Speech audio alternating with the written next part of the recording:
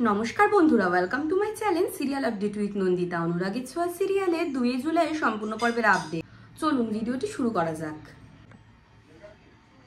এদিকে ইরা এদিকে দোষারোপ করতে থাকে ডক্টর সান্যাল, দীপা, লাবণ্য প্রভৃতি সবাইকে যে সূর্যকে ওনারা এনে অসুস্থ করেছে, আর চিৎকার করতে থাকে। দীপা তখন বলে, তুমি কি বলতে চাইছো যে আমরা ওনার ক্ষতি চাই? তখন ইরা বলে যে হ্যাঁ, ক্ষতি চাও বলেই তো এখানে নিয়ে এসেছো আমার বারবার না করা সত্ত্বেও। আর তখন ডক্টর সান্যাল বলে, ভালোই তো রেসপন্স করছিল, হঠাৎ করে ওর কি হলো? তখন প্রবীর বলে, ডক্টর সান্যাল আপনি কিছু ভাববেন না, আমরা কেউ বিশ্বাস করি না যে আপনি সূর্যের কোনো ক্ষতি চাইতে পারেন।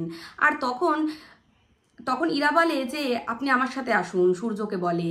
আর তখনই দীপা বলে যে ইরা তুমি ওনাকে সামলাতে পারবে না, ওনাকে নিয়ে যাবে না। ইরা বলে আমার আর সূর্যের মাঝখানে একদম আসবে না, তুমি একদম দূরে থাকো ওনার থেকে। আর জয় তখন বলে, কি বলছো এসব ইরা তুমি?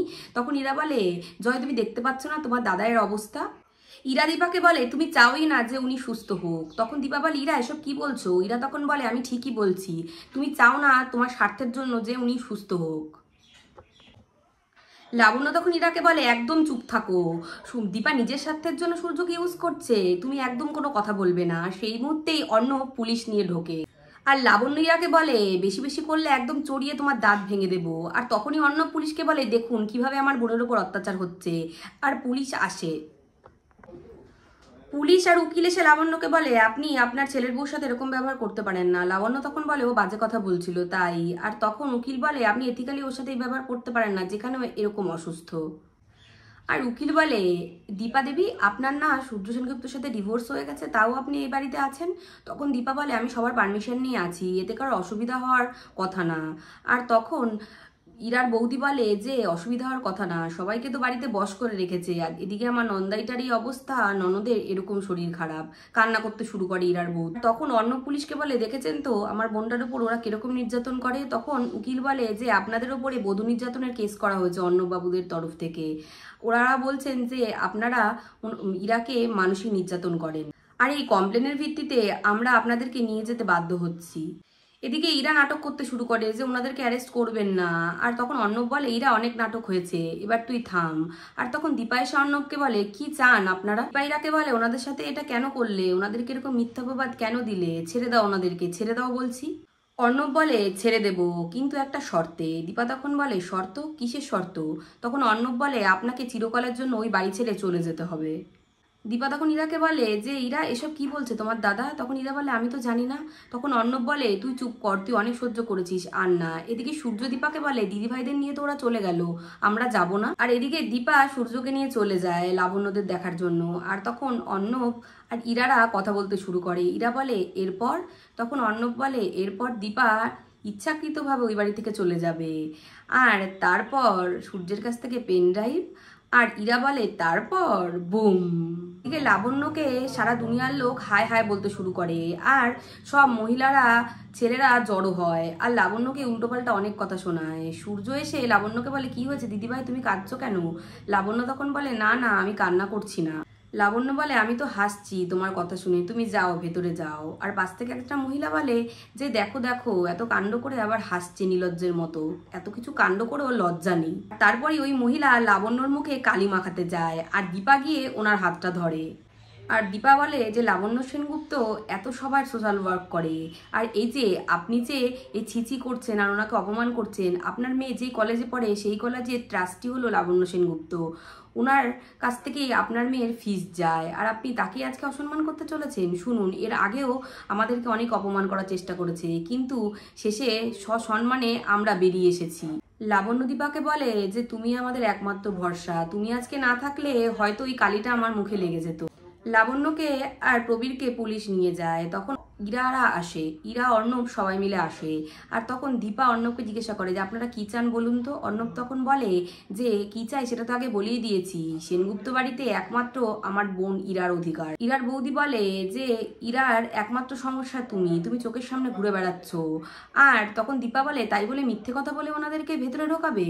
আর তখন অর্ণব বলে যে ইরার একমাত্র অধিকার সেনগুপ্ত বাড়িতে, তুমি ওখান থেকে চলে যাও। দীপা মনে মনে বলতে থাকে, এই সিদ্ধান্তও তো খুব একটা সহজ সিদ্ধান্ত নয়, আমি কি করে এই কথা দিই আর কি করেই বা বাড়ি ছেড়ে চলে যাই, তুমি আমাকে পথ দেখাও ঠাকুর।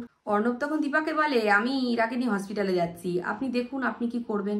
ডক্টর সান্যাল দীপাকে বলে, মাই চাইল্ড, যা সিদ্ধান্ত নেবে ভেবেচিন্তে নেবে। আর তখন দীপা বলে, আপনি একটু ওনাকে দেখবেন, আমি একটু বাবা মাকে ছাড়ানোর ব্যবস্থা করা যায় নাকি দেখি। দীপা যেতে গেলে সূর্য আটকে দেয়। সূর্য বলে, তুমি চলে যাচ্ছ না তো? দীপা তখন বলে, আমি কথা দিচ্ছি আমি কোথাও যাব না, আমি আবার ফিরে আসব।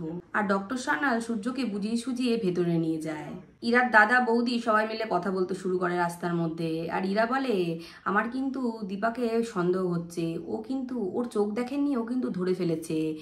আর তখন ইরার বৌদি বলে, যদি আমরা ধরা পড়ে যাই? তখন অর্ণব বলে, আপনি চুপ করুন তো। ইরা তখন বলে, কি হবে, আপনার কি মনে হয়? তখন অর্ণব বলে, কোনো চিন্তা করো না, 100% ও আসবে, ও নিজেকে খুব স্মার্ট ভাবে, তাই না? এদিকে ইরার বৌদি বলে, দীপাকে কিন্তু বিশ্বাস নেই, ও কিন্তু আমাদের খুঁজতে খুঁজতে হসপিটাল অব্দি চলে যেতে পারে, আর গিয়ে যদি দেখে আমরা নেই তখন। আর ইরা তখন বলে, ঠিক বলেছো, তুমি এতদিনে একটা কারেক্ট কথা বলেছো। আর ইরা বলে, আমি বুঝতে পারছি না সূর্য ঘুম থেকে উঠলো কি করে, ওর ওষুধে তো আমি ওষুধ মিশিয়ে দিয়েছিলাম। এদিকে প্রবীরের বেল করাতে আসে প্রবীর আর লাবণ্যর। তো বেল হবে না সেটা বলে দেয় পুলিশ, যে বধূ নির্যাতনে বেল হয় না। তখন প্রবীর অসুস্থ হয়ে পড়ে, প্রবীরকে সবাই মিলে সামলায়। আর প্রবীর বলে, ভগবান আর কত পরীক্ষা নেবে। উর্মি তখন বলে, যে দাদাইয়ের বউ বলে নিজেকে স্বীকার করছে, বলছে, সে তো মিথ্যে কথা বলছে, আমরা জানি। আর তখন লাবণ্য বলে, তুমি এখন চুপ করো উর্মি। তখন উর্মি বলে, মা আপনি সবটা জেনেও আমাকে চুপ করতে বলছেন? দীপা উর্মিকে বলে যে, আমি একটুখানি আসছি। তখন উর্মি বলে, কোথায় যাচ্ছি? দীপা তখন বলে, আমি আসছি। আর এদিকে ভিক্টর আর তিস্তা বাচ্চাদেরকে নিতে যায়, আর ওইখানেই দীপা আসে। দীপা এসে ভিক্টর আর তিস্তাকে বলে যে, তোমরা এখানে? তখন তিস্তা বলে, বাড়িতে কেউ ছিল না তো, তাই ভিক্টর ও বাচ্চাদেরকে নিতে এসছে। তখন ভিক্টর বলে, আমি ঠিক করিনি, তাই না? দীপা তখন বলে, তিস্তা যাও, বাচ্চাদেরকে ভিতর থেকে নিয়ে এসো। ভিক্টর তিস্তাকে বলে, তিস্তা তুমি থাকো, আমি যাচ্ছি। তখন দীপা বলে, না তিস্তাই যাক। তখন ভিক্টর বলে, কেন? তখন দীপা বলে, আসলে গার্জিয়ানের লিস্টে তোমার নাম নেই, তাই তুমি গেলেও তোমার হাতে ওদেরকে ছাড়বে না। দীপা ভিক্টরকে বলে, তুমি ইচ্ছা করে ডাক্তারবাবু ওষুধটা ফেলে দিয়েছিলে, তাই না? ভিক্টর তখন বলে, কি বলছো এসব? দীপা তখন বলে, আমি ভালো করে জানি তুমি আর যাই করো ডাক্তারবাবুর কোনো ক্ষতি করবে না। ভিক্টর তখন দীপাকে বলে, তুমি যা ভাবার ভাবতে পারো বৌদিমণি, কিন্তু আমি যা করেছি নেশার ঘোরে। দীপা তখন বলে, নেশার ঘোরে? যে নেশা তুমি করোই নি। দীপা ভিক্টরকে বলে, ভিক্টর এখনো সময় আছে, তুমি আমাকে সত্যিটা বলো, তোমার এই একটা কথায় অনেক কিছু বদলে যেতে পারে। দীপা আসে অর্ণবের কাছে আর এসে বলে, আমি আপনার সত্যে রাজি। তখন অর্ণব বলে, আপনি যে ভবিষ্যতে ফিরে আসবেন না তার কি গ্যারান্টি আছে? দীপা তখন বলে, আপনার গ্যারান্টির কি দরকার, পুলিশ আদালত সবই তো আপনার কাছে আছে। এদিকে ডক্টর সান্যাল এসে বলে যে, সূর্যের জন্য আমি নতুন নার্স অ্যাপয়েন্ট করেছি, ওই এসে সূর্যর দেখভাল করবে। তো বন্ধুরা, আজকের ভিডিওটা এই অবধি। অনুরাগের ছোঁয়ার আগাম আপডেট পেতে অবশ্যই চ্যানেলকে সাবস্ক্রাইব করে পাশে থাকবেন। Thank you so much for watching. Tata.